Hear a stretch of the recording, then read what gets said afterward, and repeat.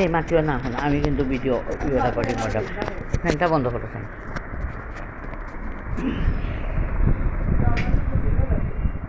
অনেকক্ষণ হেঁটে হঠাৎ মনে হলো আপনাদের সাথে তো আমার গুড মর্নিং বলাটা হয়ে ওঠেনি, তাই আমি গুড মর্নিং বলতে এসেছি।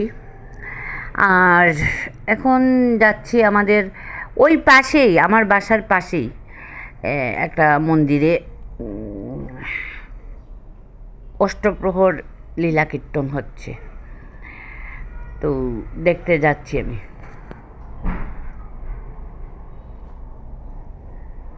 ওখান থেকে শুরু হয়েছে দেখে তারপরে চলে আসলাম বাসায়। এসে চাটা, সকালে চা খেয়ে নিচ্ছি। আজকে রুটিনটা হবে চাটা খেয়ে তারপরে যাব এই কীর্তনে। দেখি কতটুকু সময় বসতে পারে, কারণ বসাটাও আমার লাগি বেশিক্ষণ বসতে পারিও না। আর যে কানে বাজনার শব্দগুলোও আমার সহ্য হয় না। এদিকে বৃষ্টি নেই অবশ্য, দুদিন ধরে বৃষ্টি আমাদের এখানে তুলেছে, একটু রৌদ্র একটু হালকা মেঘলা এভাবে, তাতে তো গরমটা আরও বেড়ে গেছে। আচ্ছা, এইসব মধ্যেই আজকের দিনটা কাটাতে হবে। আর একটু যাব, এখানে যাব, গেলে হয়তো আমার মনটাও একটু ভালো হবে, তাই আমি যাব। কখন কি হয় না হয় এগুলো আর এখন ভেবে আমার লাভ নেই, তাই আমি চা খেয়ে তারপরে সকালের টিফিনটা করে নিই আগে। মানে আমার যেটুকু কাজ আছে ওইগুলো আমি করে নিয়ে তারপরে ওখানে যাব।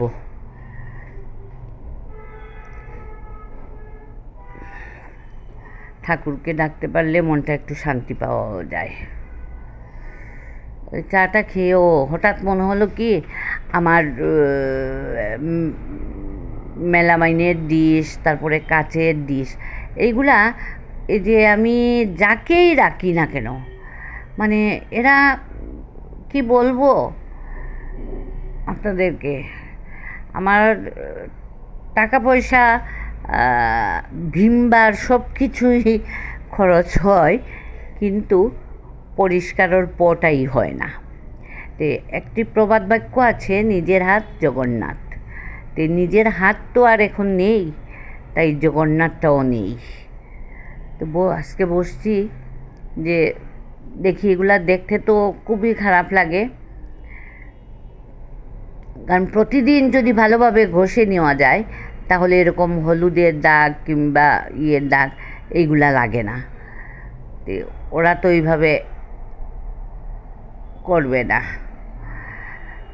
এই আমাকে বলতেছে ভীমবার আরও দুটো আনতে হবে। আমরা হ্যাঁ, 3জন মানুষের জন্য 2টো ভীমবার, এটা তো সুন্দর কথা। তারপরেও বাসনটা যদি আমার সেইভাবে ঝকঝক চকচক করতো তাহলে আমি 2টো নয় 5টি এনে দিতাম। কথা বলে পারা যাবে না।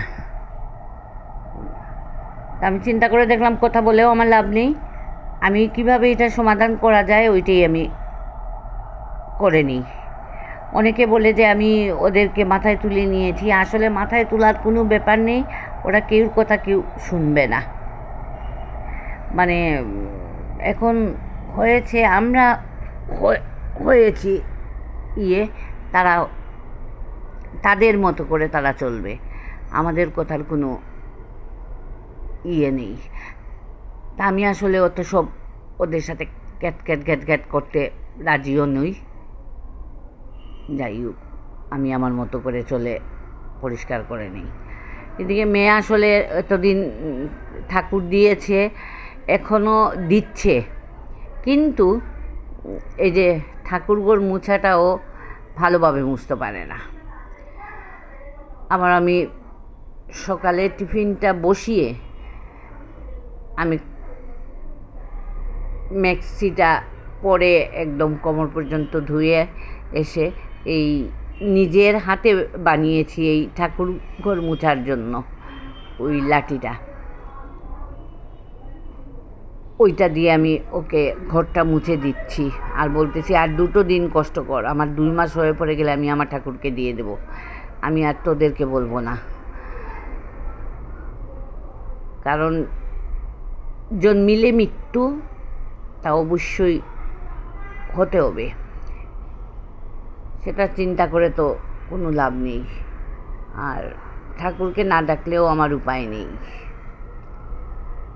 আমার উপায় তো একমাত্র ভগবানই করবেন। আমার মেয়ে ছেলে কেউ করতে পারবে না, কিংবা আমার হাজব্যান্ড কেউ করবে না, ভগবানই করে দেবেন। ওকে ঘরটা মুছে দিয়ে আমরা চলে আসলাম সকালের এদিকে ম্যাগিটা করে নিব, জল বসিয়ে চলে গিয়েছিলাম, এখন এসে নুডলসটা করে রেখে যাব।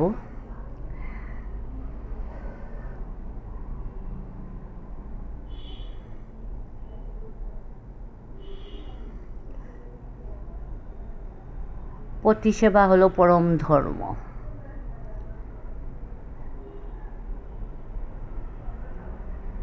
আর মেয়েদের বেলায় মানে ছেলেদের বেলায় নারীদের সেবা করা পরম ধর্ম না। এখন অবশ্য এখনকার যুগে উভয়ই করে, কিন্তু ওই যে আমাদের সময়কার মতো পতিদের তো সেবা করতে হবে। আর এদিকে তেল দিয়ে খেতে হলে নিজে যতটুক করা যায় তাও ভালো, ওই দিয়ে দিচ্ছি আমি।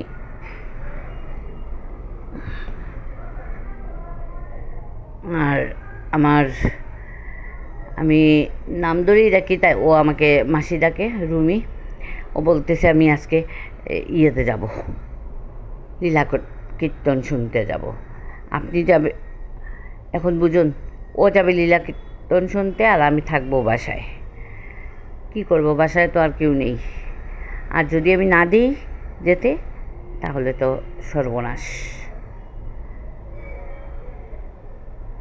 তোরা বা লীলা কীর্তন কী বুঝে, আমি তাও বুঝি না। আচ্ছা যাক,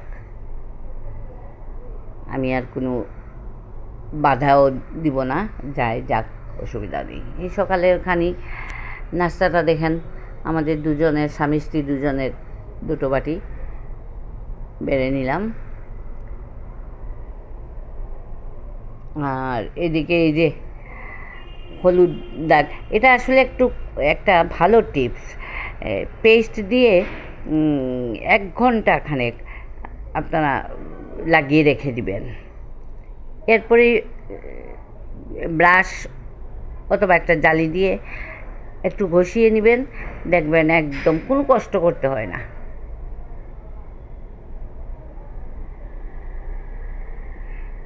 পট করে পরিষ্কার হয়ে যায়।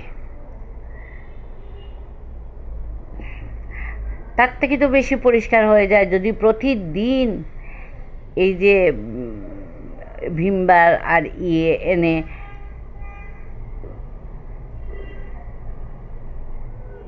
ঘষানো হয়, মাজা হয়। এটাই কি পরিষ্কার হয় না? না, তাদের হাতে জোর নেই তো।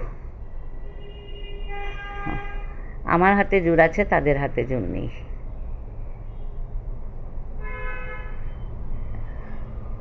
তা আমাকে সবাই বলবে তুমি কেন করতেছো, কেন করতেছ, কিন্তু আমি যখন মানে এগুলা দেখি, আমার আসলে চোখ দুটো যেমন হয়ে যায়।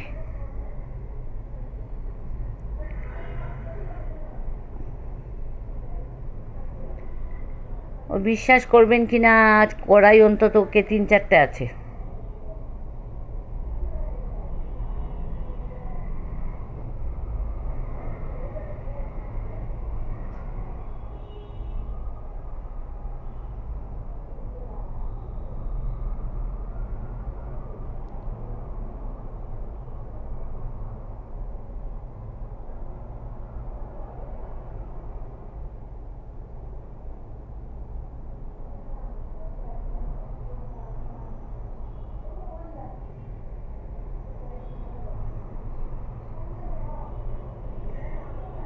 এখন তো চলে আসলাম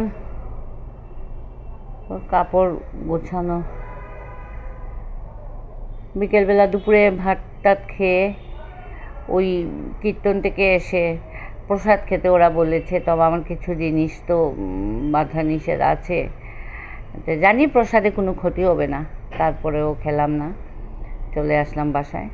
বাসায় এসে যা ঝুল ভাত রান্না হয়েছে তা দিয়ে খেয়ে নিলাম, খেয়ে একটু বিশ্রাম নিয়ে নিলাম।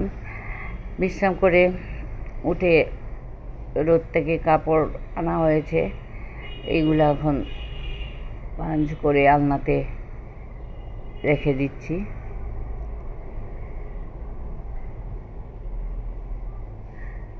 এটাই হলো আমার কাজ। আজকের মতো ভিডিওটা এখানেই শেষ করলাম। যা দেখলেন বাসার থেকে একটু বের হয়ে, আমার বাসার পাশে একটু কীর্তন চলছিল, ওইখানে গিয়ে বসে একটু কীর্তন দেখে তারপরে বিকালে চলে আসলাম। দুপুরবেলা এসে ভাত খেয়ে ঘুমিয়েছিলাম, আর এখন এসে সন্ধ্যার চা খেয়েছি। ভিডিওটা যদি আপনাদের ভালো লাগে একটা লাইক, কমেন্ট, সাবস্ক্রাইব।